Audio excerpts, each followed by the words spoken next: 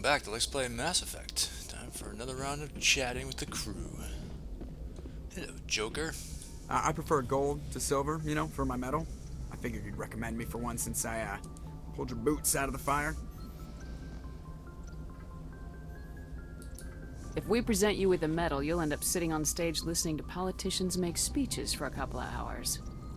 That's a good point. They'd probably make me shave, too. I spent the last 7 weeks working on this baby. No medal's worth that. So, Commander, why don't you tell me why you're really here? Joker, I don't think we'll ever have anything more to add. Just what we experienced just now, where he had something to say without us asking. I have to go. Alright, see ya. And no, of course, we would never ask him to shave that goatee.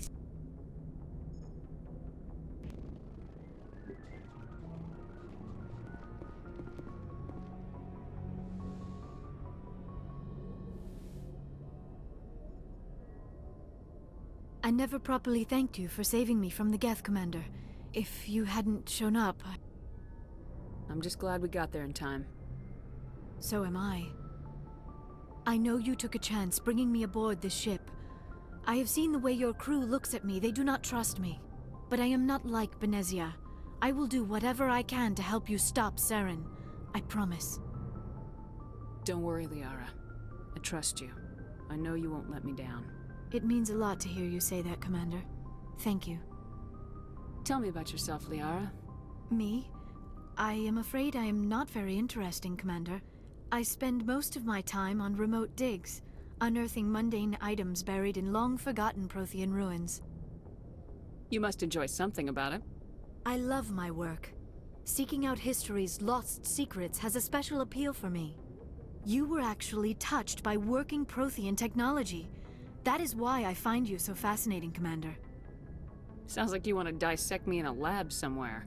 What? No! I did not mean to insinuate. I never meant to offend you, Shepard. I only meant that you would be an interesting specimen for an in-depth study. No, that's even worse.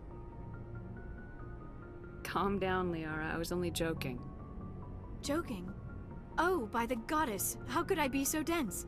You must think I am a complete and utter fool. Now you know why I prefer to spend my time in the field with data disks and computers.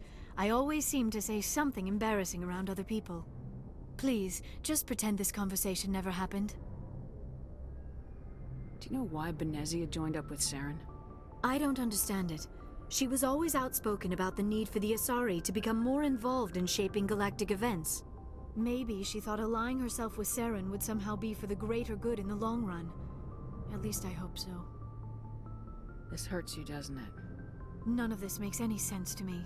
I have not spoken to Benezia in many years, but I know her, and this was not like her. Something changed. I'd like to know more about the Asari. We were the first species to discover the Citadel. We were instrumental in forming the Council, and we always strived to be the voice of peaceful cooperation in galactic disputes. My people believe we are all part of a single galactic community. Each species contributes something to the greater whole. Although we seek to understand other species, it seems few of them seek to understand us. The galaxy is filled with rumors and misinformation about my people. Like what? Most of the inaccuracies are centered around our mating rituals. My species is monogendered.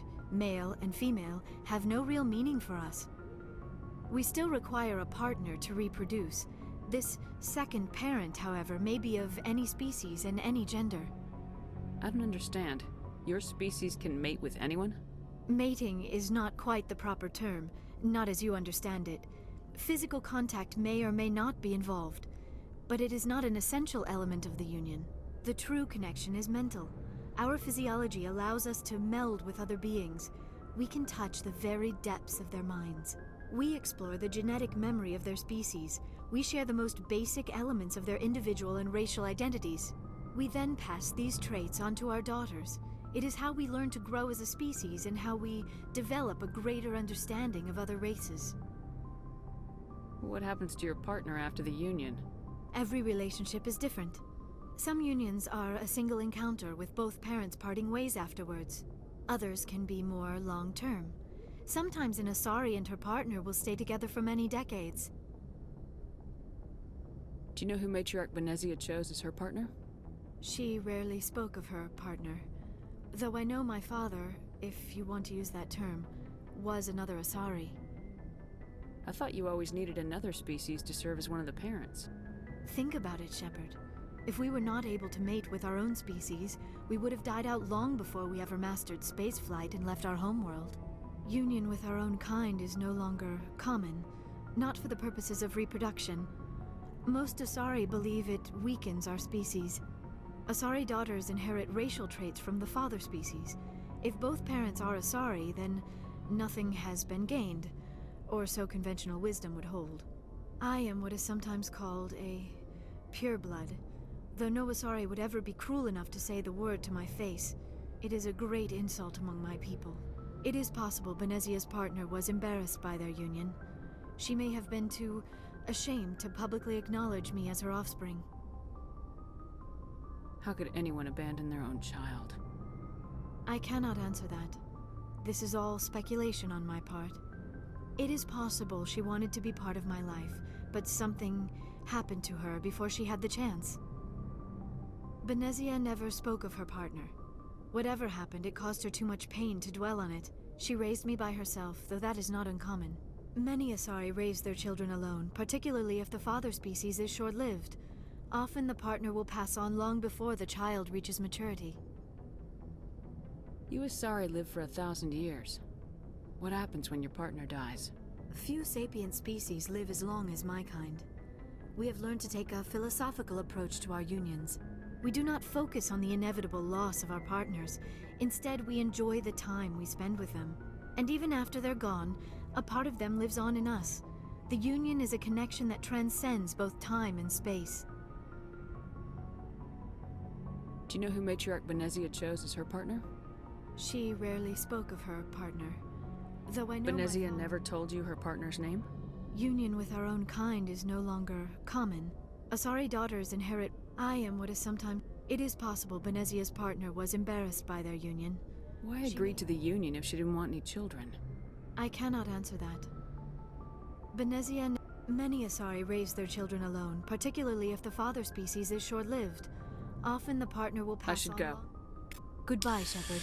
It's a little difficult to get through that. Almost every time I play this game, I manage to stumble or repeat a portion of that accidentally. Is she preening herself?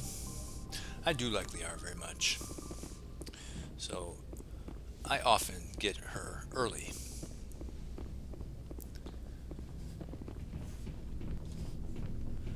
And yes, the locker is still not stocked, but that's because there was really no story mission on the Citadel. Of course, I'm still claiming that there's some tie-in between the story missions and that locker. I don't know.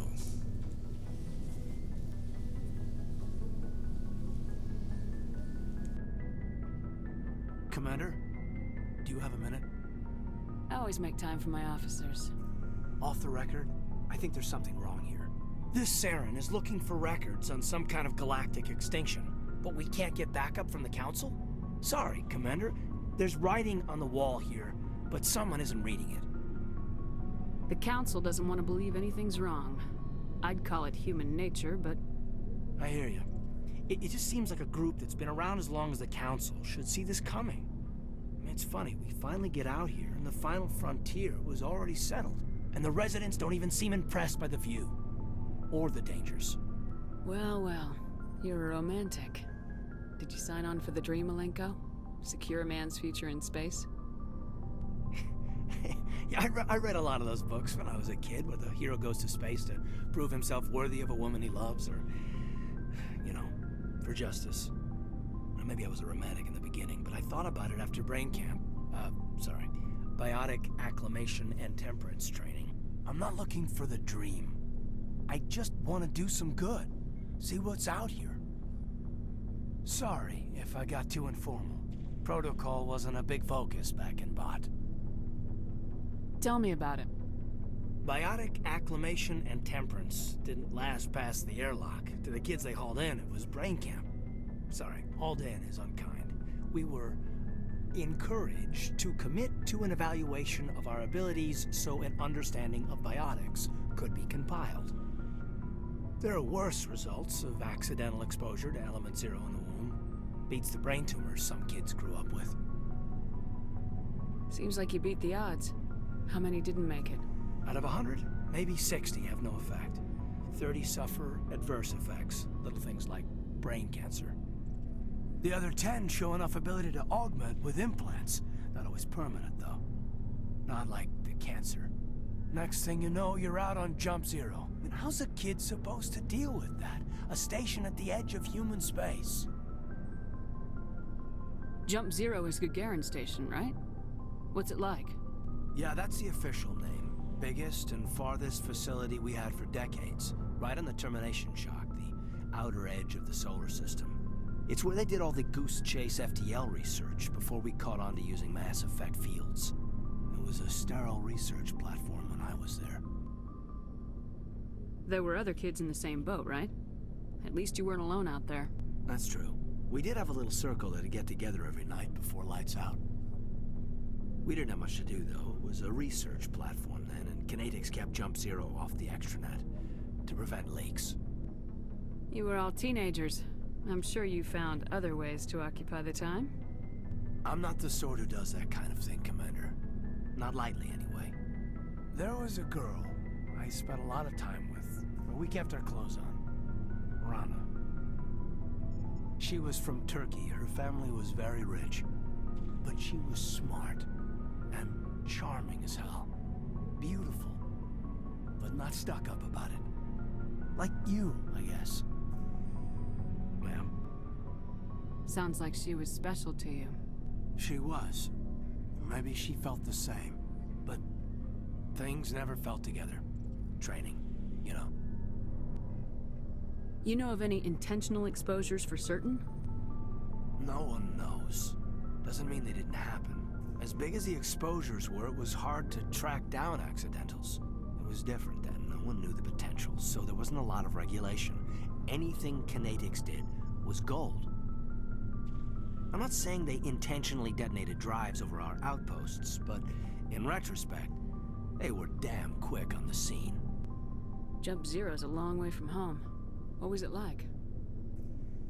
The grand gateway to humanity looks a lot better in the vids. Anyway, this was supposed to be a casual debrief, not a bull session about stuff that happened years ago. We have to depend on each other in combat.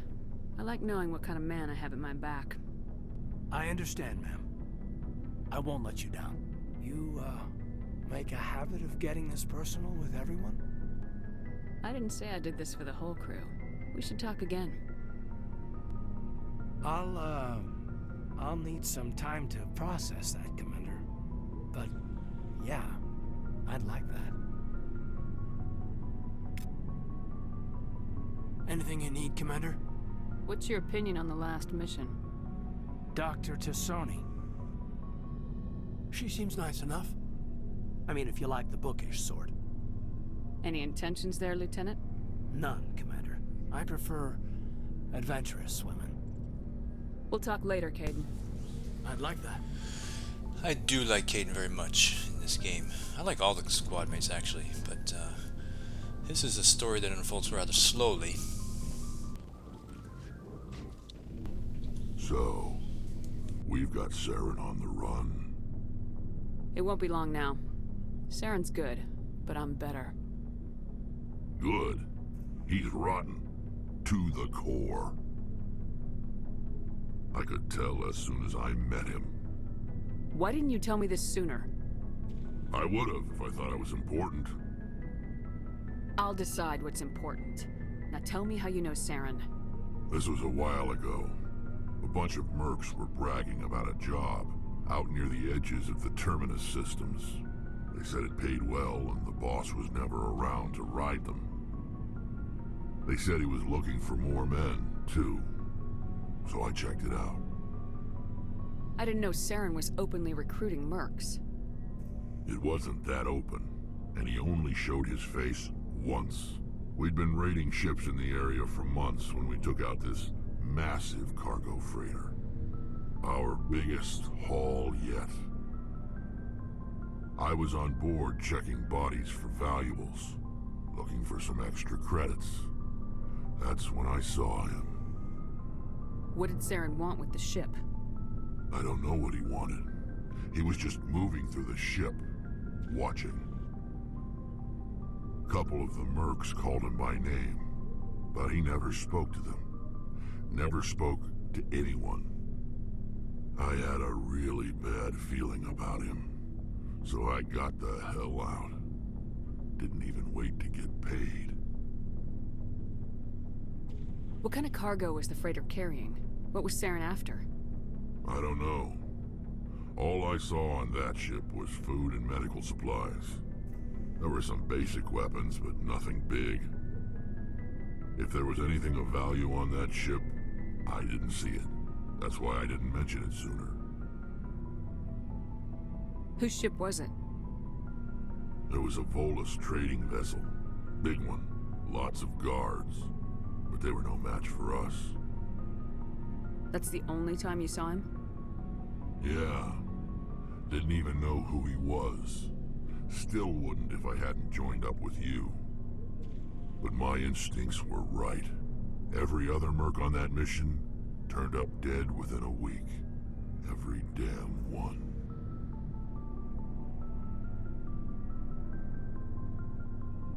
So long, Rex. Shepard. Interesting little story there. I have no idea why Saren would have been interested in a Volus trading vessel, and why all mercs that were brought on were killed.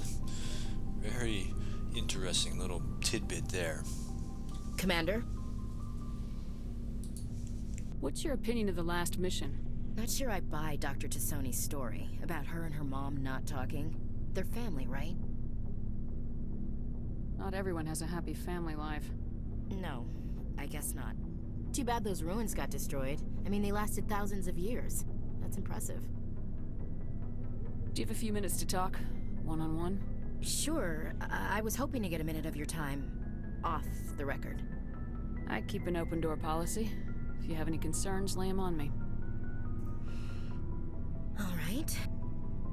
I know things are different aboard the Normandy, but I'm concerned about the aliens, Vicarian and Rex. With all due respect, Commander, should they have full access to the ship? So here it comes. Ashley's a bit of a xenophobe. And it's interesting that she's only singled out Vicarian and Rex. I guess they're the ones closest to her, but there's two more. I don't know. They may not serve the Alliance, Chief, but they're allies. At least as far as Saren goes. This is the most advanced ship in the Alliance Navy. I don't think we should give them free rein to poke around the vital systems. Engines, sensors, weapons. If you're playing male ship and you want to romance Ashley, do not select this one over here. It will close the romance possibility with her. And you may not even realize it until much later in the game, when suddenly she's not there where your romance option person would be there. And you're like, what the hell happened? Because even if you're completely nice to her throughout the rest of the game, it will never come up that she'll be show any interest in you. So, but I'm femship. I can do what I like. And she's really, I don't know, this kind of strikes me as a slap, because everything, really a lot of things that we've seen with her suggest she shouldn't be this way. So I'm going to just crack the whip here. That's enough, Chief. You always second-guess your superiors? Ma'am, no ma'am. I'm sorry, I was out of line. I'll get back to my duties, Commander. It doesn't really damage our relationship with her.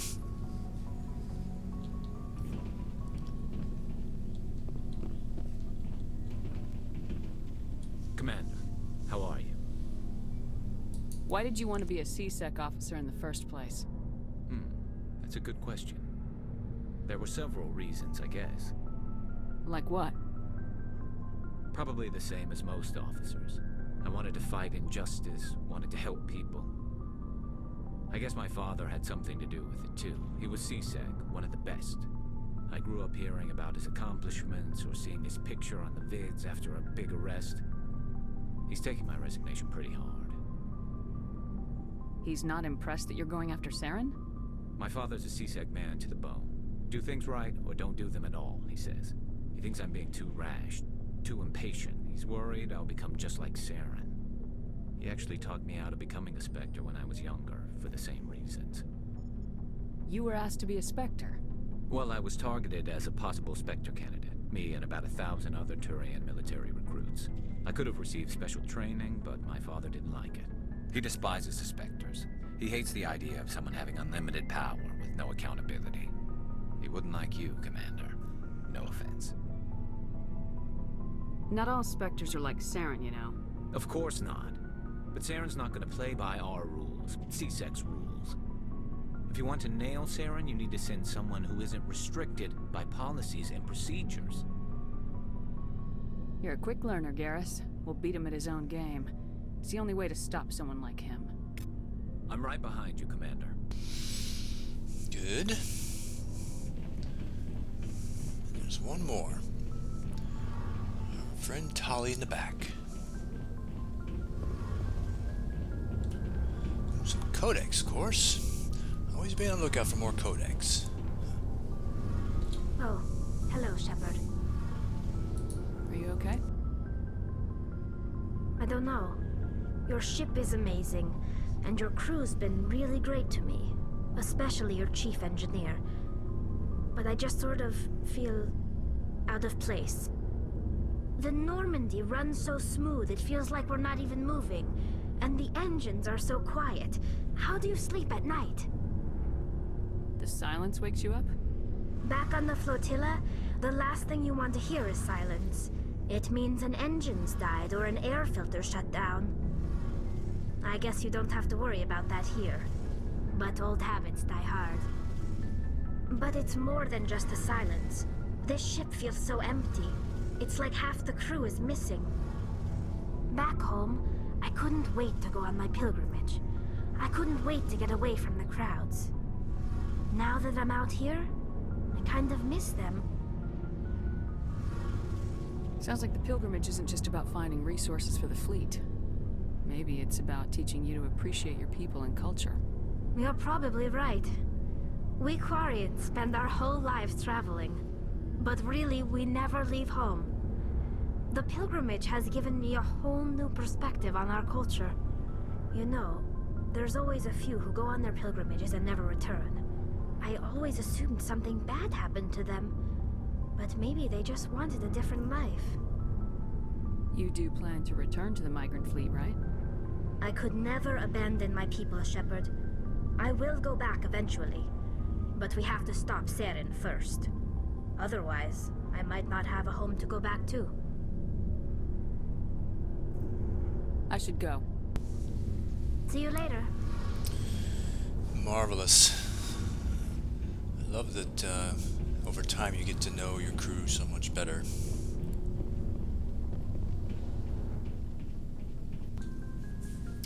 Sorry for the jump cut there. After I finished recording the video you're watching right now, I realized that I never really finished the chat I was having with Ashley. When you tell her she's out of line, she aborts the conversation. And I walked away, just wasn't thinking. Yeah, I could have re-invoked it right then, but oh well, I did, and I'm going to do it now. Let's get caught up with Ash. Commander? Do you have a few minutes to talk? One-on-one? Sure. I was just watching some mail from home. Oh, before I go, we saw Caden in a news vid about the Normandy. He's cute. Later, sis. Let's pretend this never happened. Are you interested in the Lieutenant, Chief? No, ma'am. And anyway, Scuttlebutt says he's already sweet on someone. What's up? You didn't come by to eavesdrop on family mail. Your family seems to be important to you. Yeah, we've always been close. Me and my sisters especially. With Dad on duty so much, I had to help Mom raise them. Did your father serve with the fleet? Yeah, took any crap posting he could get that offered space time. You know what? He worked his ass off trying to get recognized, but he never made it above serviceman 3rd class. He was real proud when I met Chief. First thing he did was salute. What about your mother? You haven't mentioned her. You must know what military wives are like. Strong because they have to be, able to raise kids while Dad's away on a 6-month cruise. She has a degree in planetary geology. She and Dad both wanted to see new worlds. She gave up her career to raise us, though. You have more than one sister? Sounds like a big family. Yeah, I'm the oldest, then Abby, then Lynn. Sarah's the youngest. She's still in high school. With 4 girls, Dad used to say he felt more outnumbered at home than on maneuvers. Where did you grow up? All over. We transferred a half a dozen times before I finished grade school. You go where personnel command sends you, right? I guess that's why I'm so tight with my sisters. We'd have to leave all our friends every 2 or 3 years. After helping raise them, your sisters still talk to you? Amazing. Things were tense between Sarah and me for a while. Then we bonded. Sounds like a story. Feel like sharing?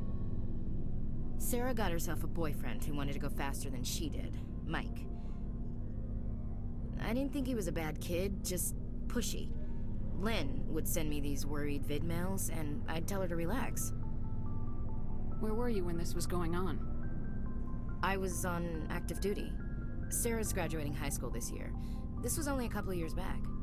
They were on Amaterasu. At the time, I was assigned to Chernobyl. Same cluster, but a dozen Hellwire away. Close enough to talk regularly, too far to make it back in an emergency. I couldn't afford a fast packet flight. If he really liked her, he wouldn't be pushy. Yeah, of course. If he didn't ask at all, I'd wonder if he thought Sarah was ugly. Damned if you do, damned if you don't. Mike thought they'd go for a romantic walk in the woods, 'cause he figured it was past time they did the deed. She levered Mike face first into a tree and left. Didn't have a scratch on her. Good thing Mom and Dad had us all learn some kind of self-defense. I took emergency leave and walked Sarah to school for a few days. Why didn't you tell the police? She said it wouldn't solve the real problem, and she and Mike would both become household names. It was a small colony. I said it was her call to make, that we should let her do it her way.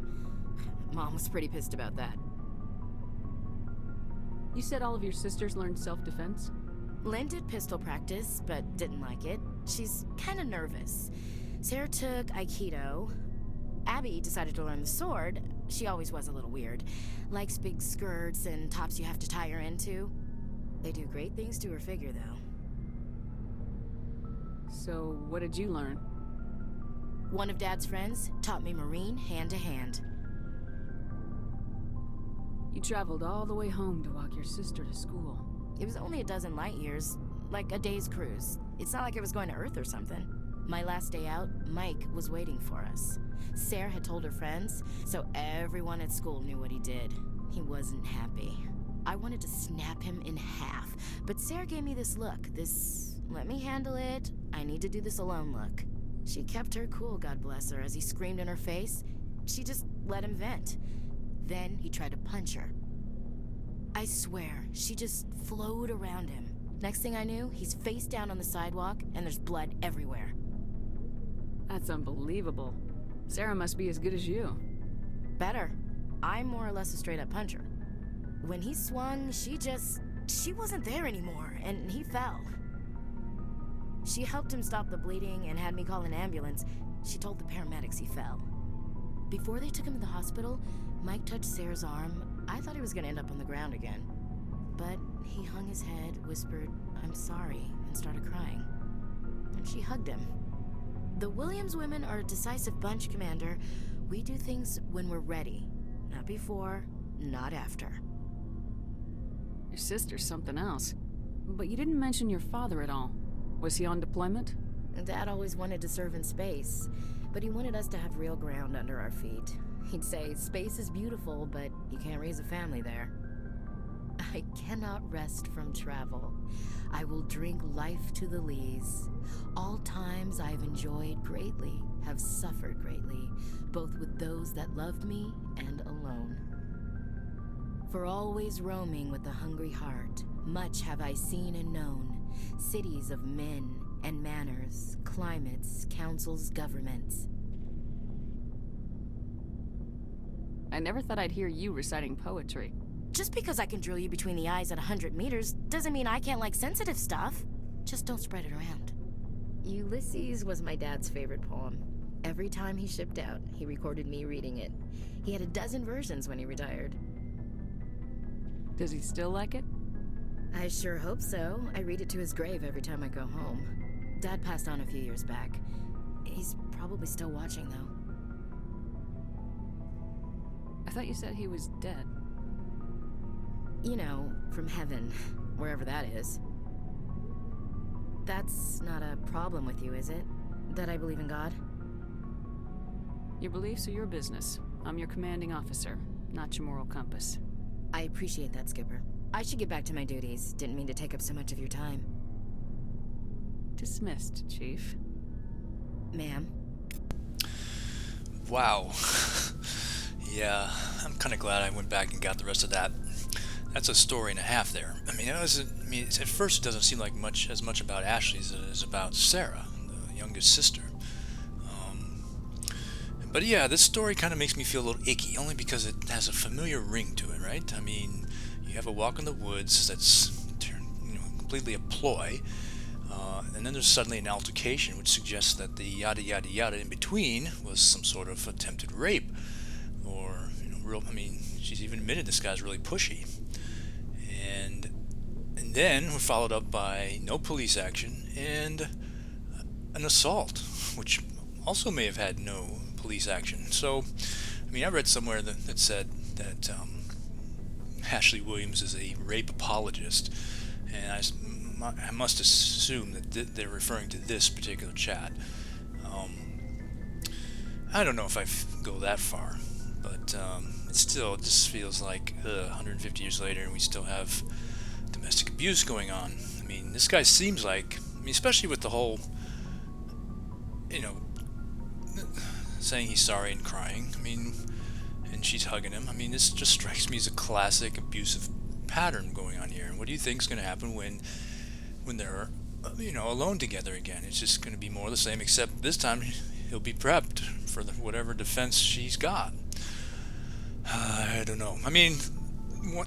One thing that does seem to help a little here is that, if she's graduating from high school this year, and this happened 2 years ago, that means she was a sophomore.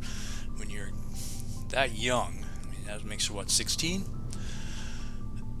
Your emotional highs and lows can be pretty high and pretty low, and it takes you a while. You gotta experience a lot more life in order to have those peaks and valleys all smooth out a little bit. When you get to my age, the high point of your day is taking a dump. Come on. So, let's hope that Sarah and Mike end up, husband and wife happily ever after. Who knows? Or that they part and they learn more about each other, or more about themselves, and ends up, helping down the road to finding the right person. Anyway, I've babbled on long enough. It's a pretty interesting story, and I like it. Anyway, now I'll return you to your regularly scheduled programming.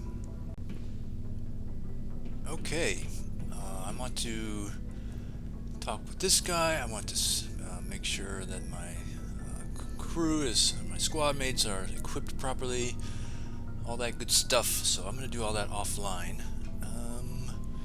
Yep, I'll drop a save right here.